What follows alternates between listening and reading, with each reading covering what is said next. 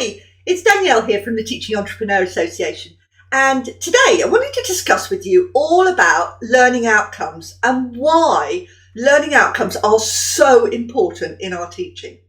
So let's discuss first of all, what is a learning outcome? So a learning outcome is what you expect your students to be able to do by the end of the session. So most, indeed all learning outcomes start with the phrase, by the end of the session or by the end of the course, students will be able to, and then whatever it is that they're going to be able to do.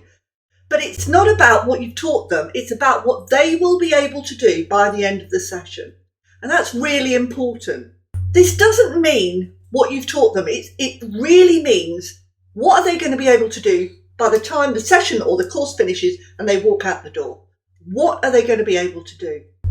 So to give you a quick outline, if you like, on how to write a learning outcome, we start with, by the end of the session or by the end of the course, students will be able to, and then we put an action verb in.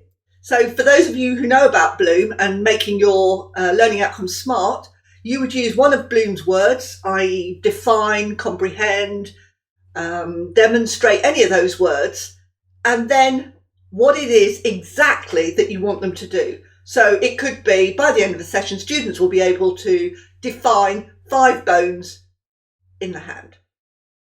I know there are 27 bones in the hand, but they're going to be able to define 5 of those bones.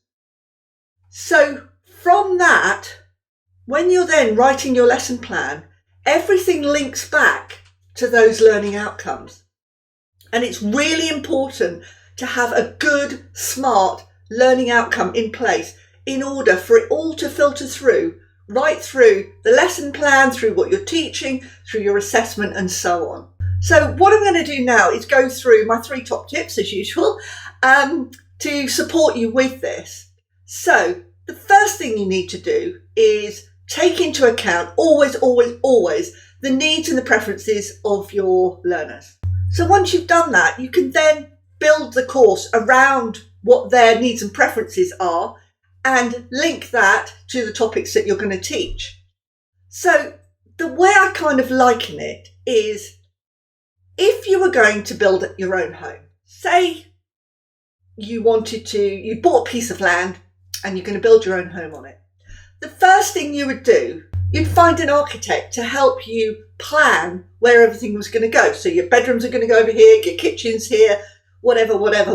And it would be a blueprint, if you like, of exactly what's going to happen. And from that blueprint, everything else comes into place.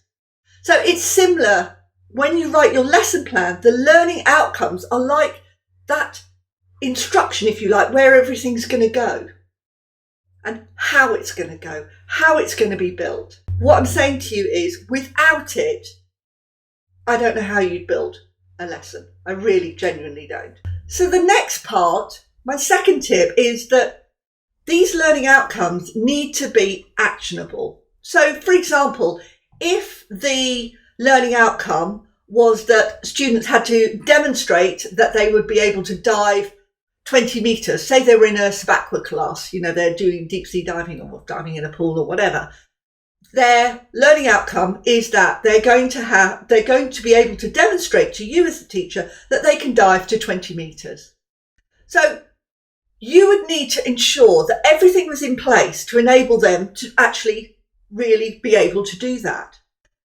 It means that the students need to be on board with you on that plan and understand that that's what they're going to do. And that's how it's going to be measured. So how are you going to make sure that that happens? What are you going to do? What are student activities going to be? What are the teacher activities going to be? How are you going to differentiate? So all of that comes directly from your learning outcome. My third point about learning outcomes and why they're so important is that the beauty of writing them is that they can be individualized, they can be differentiated, they can be personalized. There are so many different ways of writing learning outcomes which support each and every student in your class. And the main thing about that is that they're easy then to measure. Can a student do it or can't they? So I want my students to be able to dive to 20 metres. That is the learning outcome. They have to demonstrate to me that they can do that. So by saying demonstrate, so that means the students have got to actually do it. So that's one of the student activities already sorted. Tutor activity, I'm going to be observing them. They kind of match up. The next bit is 20 metres. Did they dive to 20 metres or not? Yes or no? It's very clear, very black and white. Can they do it or can't they?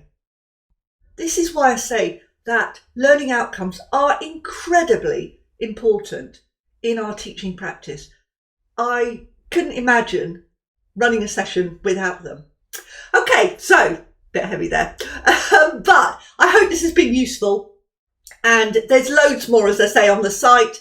So if you want my guide to learning outcomes, there's a little bit about aims in there, so aims and learning outcomes, and also between lessons and courses, you're welcome to have it. Just click on the link and I'll send it to you. Okay, till next time.